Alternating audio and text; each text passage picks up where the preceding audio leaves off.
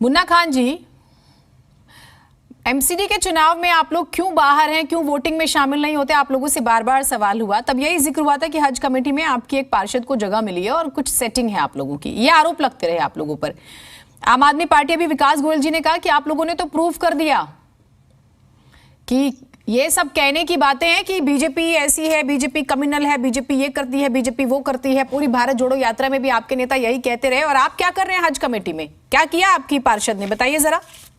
नहीं, सबसे बड़ी बात है, अभी हमारे गोयल साहब जो आम आदमी पार्टी के प्रवक्ता हैं, उनको मैं कहना चाहता हूं कि पहली बात तो ये समझ लीजिए कि दिल्ली पूर्ण राज्य नहीं है, पूर्ण राज्य का दर्जा नहीं है। दूसरी बात, आप जो एलजी के बारे में आप कह रहे हो, एलजी के लिए जो कह रहे हो, मनोनीत आदमी के लिए कहना ये शोभनीय बात नहीं है।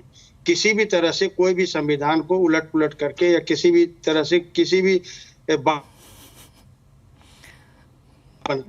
सवाल है को व्यक्ति बनाए, आपको जानकारी थोड़ी रखनी होगी। तो आपसी समन्वय आप जब तक नहीं रखोगे, जब तक आपसी समन्वय नहीं होगा, तो दिल्ली के जनता का विकास होना बहुत ही मुश्किल है। आप बात कर रहे हो, अभी आप बात आई जमुना के सफाई पे, आपने तीनों विधानसभा में आपके केजरीवाल जी ने कहा था कि जमुना की सफाई होगी।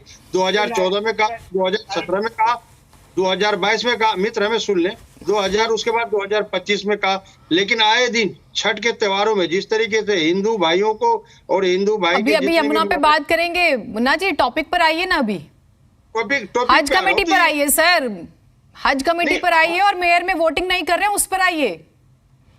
नहीं, मेयर में वोटिंग नहीं, ये वोटिंग करने के लिए किसी भी तरह से, किसी भी एंगल से ये लोग रुख अपना साफ नहीं कर रहे, तो वॉकआउट करके बार बार कांग्रेस को जाना पड़ रहा है।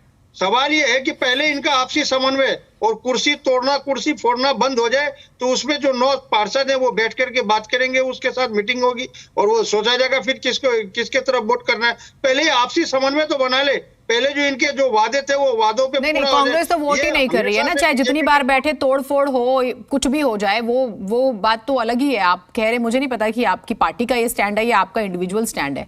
कांग्रेस पार्टी मेयर इलेक्शन में वोट नहीं करेगी, ये आपकी पार्टी का स्टैंड है। तो आप कुछ अलग बोल रहे हैं अभी कि आप बैठकर बात करेंगे और देखेंगे कि किसको वोट करना है। क्या ये आपकी पार्टी का स्टैंड है?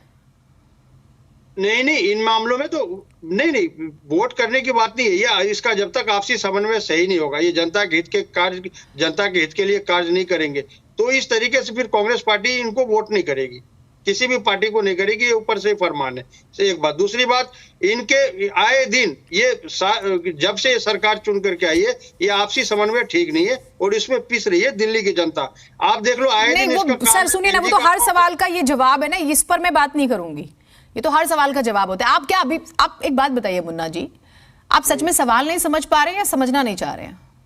नहीं, मैं समझ रहा हूँ, बताइए सर प्लीज। तो इस टॉपिक पर रहिए, या तो आप नहीं समझ रहे तो मैं आपको फिर समझाती हूँ। मेरा सवाल ये है, आम आदमी पार्टी का आरोप शुरू से रहा है कि आप लोग वोट इसलिए नहीं कर रहे क्योंकि आपकी एक पार्षद को हज कमेटी का सदस्य बनाया गया, नाम है नाजिया दानिश, और शर्त ये रही कि इसी शर्त पर कि आप वहां वोट मत कीजिए, यहां जगह मिलेगी।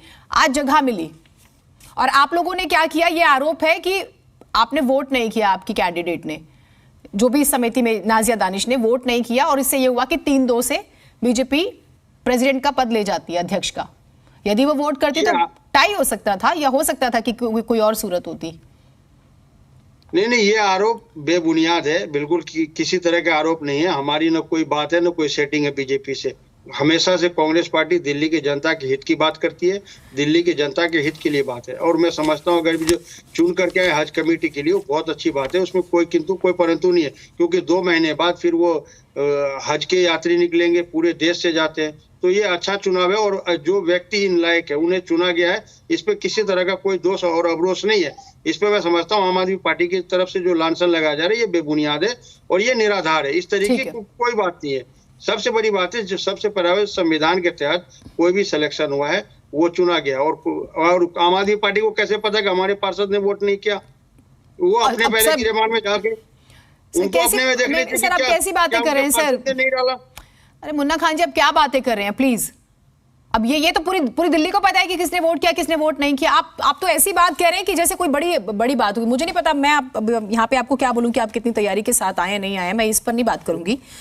लेकिन आप लोग बीजेपी को जब गरियाते रहते हैं पूरे दिन, पूरी एक यात्रा निकाली है, तो यहां पर तो स्टैंड क्लियर कीजिए ना कि क्या है, आप किसके खिलाफ है? बीजेपी के खिलाफ है, आम आदमी पार्टी के खिलाफ है, स्पेशली दिल्ली में?